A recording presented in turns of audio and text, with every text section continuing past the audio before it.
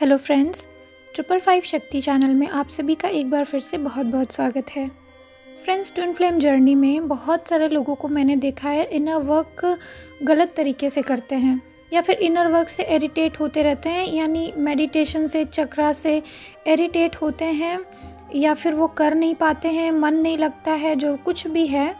तो आज इस वीडियो से उन सब की हेल्प होने वाली है जिनका इनर वर्क में मन लगता है या जिनका नहीं लगता, जिनके लॉट्स ऑफ क्वेश्चन रहते हैं इनर वर्क के बारे में, इस जर्नी के बारे में, डीएम के बारे में। उनको बहुत सारी क्लैरिटी मिलने वाली है उस चीज़ से जो मैं लास्ट में शेयर करने वाली हूँ।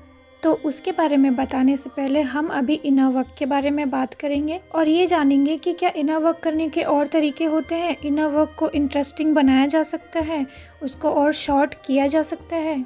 ओके फ्रेंड्स, तो वीडियो को लास्ट तक ज़रूर देखिएगा। तो फ्रेंड्स, सबसे पहले मैं ये क्लियर करना चाहूँगी कि मेडिटेशन जो आप करते हैं, चक्रास जो आप करते हैं, जो भी इनर वर्क आप करते हैं, वो सब आपके थॉट से, आपके सोचने के तरीके से इफ़ेक्ट होता है। मतलब ये कि अगर आप सही सोच नहीं पा रहे हैं, आप अपने माइंड को ग्रो करने के लिए कुछ नहीं कर रहे हैं, तो आप ज़िंदगी भर मेडिटेशन करते रहिए, ज़िंदगी भर चक्रास करते रहिए, कोई भी इफ़ेक्ट आपको दिखने वाला नहीं है।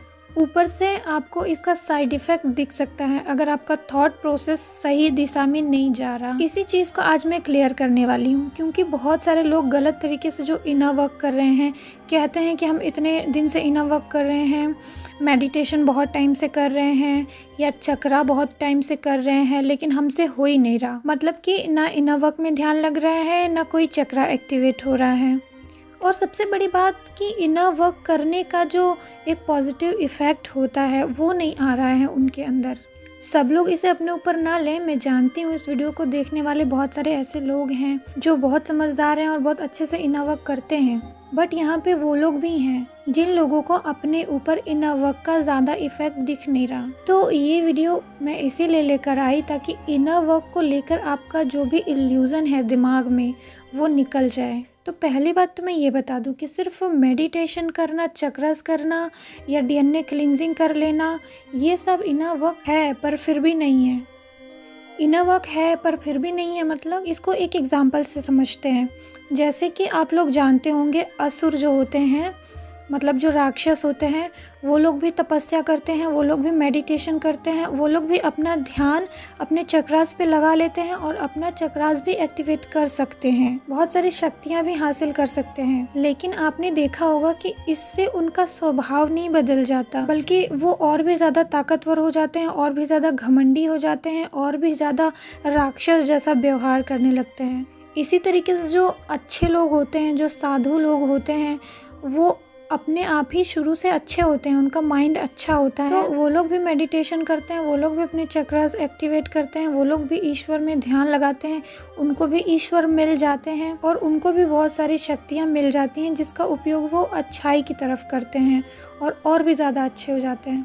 तो इसी तरीके से हम लोग भी हैं। हम लोग ना ही पूरी तरीके से साधु हैं, ना ही पूरी तरीके से राक्षस हैं। हमारे अंदर भी निगेटिविटी और पॉजिटिविटी दोनों है। तो हम जब मेडिटेशन करेंगे, चक्रास करेंगे, तो हमारे अंदर भी जो गुण है वो एज इट इज़ इंक्रीज हो जाएंगे, क्योंकि मेडिटेशन और चक्रास, खास करके जो चक्रास होते हैं, वो हमारी बॉडी के एनर्जी सेंटर्स होते हैं। तो ये सिर्फ एनर्जी एम्पलीफायर का काम करते हैं, यानी जैसे आप हैं, आपकी एनर्जी को वैसे ही एम्पलीफाई कर दिया जाएगा। इसलिए जो राक्षस होते हैं वो तपस्या करके साधु नहीं बन सकते जब तक उनके थॉट प्रोसेस में शुद्धि नहीं आएगी, और साधु तपस्या करके तो महान साधु बन ही जाते हैं। हो सकता है ये चीज़ आपको थोड़ा अजीब लग रही हो, लेकिन आइए फिर से आगे समझते हैं।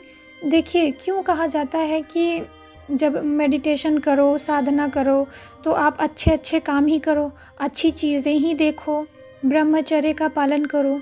ये सारी चीज़ें क्यों कही जाती हैं?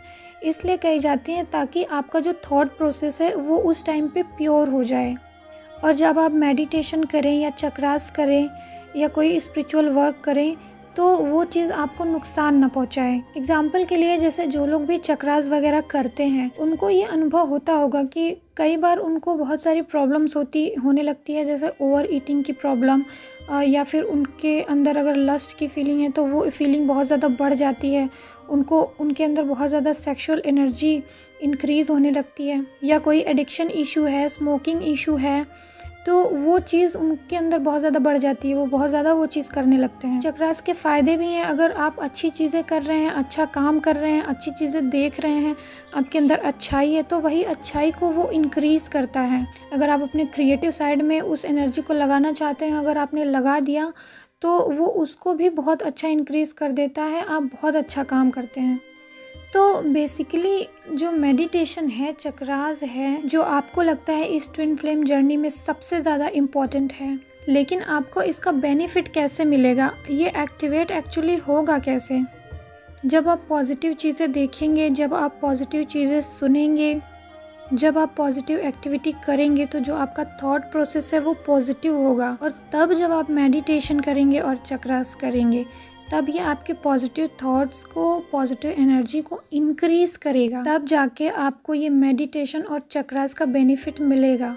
वो सिर्फ एक एनर्जी एम्पलीफायर का काम करते हैं। सभी चक्रास में एक अलग अलग टाइप की एनर्जी होती है, और जैसे ही वो थॉट, वो इशू आप क्लियर कर लेते हैं, वैसे ही उस इशू से रिलेटेड आपका जो चक्रा है वो एक्टिवेट हो जाता है। ऐसा बिल्कुल भी नहीं है कि आप सिर्फ मंत्र चैंटिंग करके ही अपने चक्रस को एक्टिवेट कर सकते हैं। आपके क्लियर थॉट और आपकी पॉजिटिव एक्टिविटी भी आपके चक्रस को एक्टिवेट कर सकती है। मेरा खुद का जो मणिपुर चक्र, अनाहत चक्र और स्वादिष्टान चक्र अपने आप ही एक्टिव हो गया था। मतलब मैं किसी एक पर्टिकुलर चक्र पे ही वर्क कर रही थी, लेकिन मेरा थॉट प्रोसेस इतना प्योर, इतना सही हो चुका था कि वो इशू जो उस चक्र को ब्लॉक कर रहा था, वो इशू मेरे दिमाग से क्लियर हो गया था। मेरे दिमाग से क्लियर होने की वजह से वो चक्र अपने आप ही एक्टिवेट हो गया। ये मेरा चक्र रिलेटेड एक्सपीरियंस है। और मेडिटेशन करने की ज़रूरत तो आपको पड़ेगी ही नहीं, या आपका 5 मिनट 10 मिनट मेडिटेशन करके भी काम हो जाएगा। अगर आपके थॉट्स पॉजिटिव डायरेक्शन में चल रहे हैं, अगर आपका सोचने का तरीका सही डायरेक्शन में जा रहा है। अब आप कहेंगे कि थॉट ही सही डायरेक्शन में तो नहीं जाते हैं, तो इसका भी इलाज है ना मेरे पास। आप सिर्फ कोशिश करिए कि आप जो दिन भर देख रहे हैं वो सिर्फ पॉजिटिव चीज़ें देखें। आप अपने थॉट्स को जिस डायरेक्शन में लेके जाना चाहते हैं वैसी ही चीज़ें आप देखना शुरू करिए। अगर आप ध्यान से देखें तो आपको समझ में आएगा कि जो आपका थॉट्स प्रोसेस है, जो आप दिन भर देखते हैं, सोचते हैं, जो आपके दिमाग में चलता है, वही आपके हाई वाइब्रेशन एनर्जी और लो वाइब्रेशन एनर्जी का कारण है। तो बहुत ही इजी तरीका है कि हम बहुत अच्छी अच्छी चीज़ें, पॉजिटिव चीज़ें देखें। और अगर मैं आपको ऑनेस्टली बताऊं तो मेरे जो सारे इशू इतने फास्ट रिलीज़ होते गए, हील होते गए, उनका सिर्फ एक ही कारण था। मेरे एंजल मुझे ऐसी चीज़ें चैनल करते थे दिखाने के लिए, जिनको देख देख के मेरे दिमाग में हमेशा ही पॉजिटिव चीज़ें चलती रहती थी। मैं जानती हूँ कि आप अभी भी ये चीज़ समझ नहीं पाए होंगे कि आखिर ऐसी कौन सी चीज़ की मैं बात कर रही हूँ, कौन सी ऐसी पॉजिटिव चीज़ की बात कर रही हूँ जो देखना चाहिए। तो इसके लिए मैं आपको एक एग्जाम्पल भी शेयर करूँगी अभी, जो मेरी अवेकनिंग के टाइम पे एंजल्स के द्वारा मुझे चैनल हुआ था। हो सकता है कि आप में से बहुत सारे लोगों को भी ये चैनल हुआ हो, आपके सामने भी ये वीडियो खुल के आया हो और आपने भी बहुत कुछ उससे सीखा हो। पर मैंने जो उससे सीखा वो मेरी अवेकनिंग के जर्नी में कम से कम 3-4 महीने का बूस्ट लेके आया। मीन्स मुझे ऐसा लगता है कि अगर वो चीज़ मैंने नहीं देखी होती, उसको मैंने फॉलो नहीं किया होता, तो अभी तक मुझे इस जर्नी के बहुत सारे क्वेश्चन का आंसर नहीं मिलता। हो सकता है मैं भी ऐसे भटकती रहती, क्योंकि मैं अपने सभी क्वेश्चंस के लिए अपनी अवेकनिंग के स्टार्टिंग से ही अपने एंजल पर डिपेंडेंट थी। मैंने उनसे पहले ही बोल दिया था कि मुझे नहीं किसी चैनल को फॉलो करना, मुझे किसी पे ट्रस्ट नहीं आ रहा, मुझे सिर्फ आपकी ही गाइडेंस चाहिए। आप अगर चाहें जिस चैनल का वीडियो मुझे दिखाएंगे, जो मुझे चैनलाइज करेंगे, वही मैं देखूंगी। ऐसा मैंने संकल्प किया था, जिसकी वजह से शायद इतने अच्छे से गाइड किया गया। बहुत सारे मिरेकलस एक्सपीरियंस रहे मेरे इस जर्नी में। इसी तरीके से एंजल के गाइडेंस से एक बार मुझे एक एपिसोड चैनल हुआ हिमांशु सोनी सर का, जो एक ग्रेट एक्टर हैं, बुद्धा सीरियल। इसके शुरू से लेकर लास्ट तक टोटल 55 एपिसोड हैं। 55 एपिसोड में इसको ख़त्म कर दिया गया है। इस सीरियल को जिसने बनवाया है उसकी भी मुझे लगता है अवेकनिंग लगी होगी, क्योंकि इस सीरियल को जिस तरीके से उन्होंने प्रेजेंट किया है ऐसा लगता है कि ट्विन फ्लेम जर्नी का पूरा कॉन्सेप्ट उससे मैच करता है। उसको देखने के बाद आपको इस ट्विन फ्लेम जर्नी के सारे आंसर मिल जाएंगे। एक डिवाइन पर्सन क्यों इस अर्थ पे बर्थ लेके आता है, कैसे यूनिवर्स उसको घसीट के उसके सोल पर्पस तक ले जाते हैं, चाहे वो चाहे या ना चाहे। उसका पार्टनर यानी उसका ट्विन फ्लेम कितना ज़रूरी होता है उसकी इस जर्नी में, और उसका बेसिकली काम क्या होता है। और सबसे ख़ास बात आपको ये इसमें बताया जाएगा कि आप इनलाइटमेंट तक आखिर पहुँचते कैसे हैं। मेरे हिसाब से आपकी ट्विन फ्लेम जर्नी के जितने भी क्वेश्चन हैं आपको उसका जवाब उसमें मिल जाएगा, अगर आपने बहुत ध्यान से बढ़िया से उसको देखा तो। वैसे तो मुझे कई सारे सीरियल चैनल हुए, लेकिन इस सीरियल का जो इम्पैक्ट था मेरे लाइफ पे, मेरी इस अवेकनिंग की जर्नी पे, वो बहुत ही इफ़ेक्टिव था। मैं इसके एक एक एपिसोड से इस तरह से कनेक्टेड हो गई थी, इस तरीके से सीख रही थी कि जैसे जैसे बुद्धा इनलाइटमेंट की तरफ बढ़ रहे थे वैसे वैसे मुझे लग रहा था कि मैं भी जैसे इनलाइटमेंट की तरफ ही बढ़ रही हूँ। और इस सीरियल का जो पॉजिटिव इम्पैक्ट मेरे दिमाग पे पड़ रहा था, तो जब मैंने मेडिटेशन किया उस टाइम पे, जो चक्रास किया मैंने उस टाइम पे, उसका इफ़ेक्ट बहुत ज़्यादा आ रहा था मेरे लाइफ पे। और उसी टाइम पे मेरे कई सारे चक्रास भी एक्टिवेट हो गए थे, क्योंकि इस एपिसोड की चैनलिंग जिस तरीके से मेरे सामने हुई थी, जिस सिचुएशन में मेरे सामने हुई थी, मुझे 100% श्योर था कि ये मुझे मेरे एंजल के द्वारा ही चैनल हुआ है। इसलिए उसमें जो जो भी बातें बताई जा रही थी, जो जो भी चीज़ें मेरे सामने आ रही थी, जो जो भी चीज़ें बुद्धा सिखा रहे थे, वो सब ऐसा लग रहा था जैसे मेरे दिमाग में उतरता जा रहा है। तो इसीलिए मैं चाहती हूँ कि आप भी इस एपिसोड से जुड़ें। जिन लोगों ने इसको देखा हुआ है वो अपना एक्सपीरियंस कमेंट बॉक्स में शेयर करें कि उनको कैसा फील हुआ इसे देख के। जो लोग नहीं देखे हैं वो जाके इन्हें देखें। इस स्पिरिचुअल जर्नी में उनके लिए ये 101% बहुत ज़्यादा बेनिफिशियल होने वाला है। आपको ऐसा नहीं करना है कि ये सारे एपिसोड एक ही दिन बैठ के देख डालिए, ऐसा बिल्कुल भी मत कीजिएगा।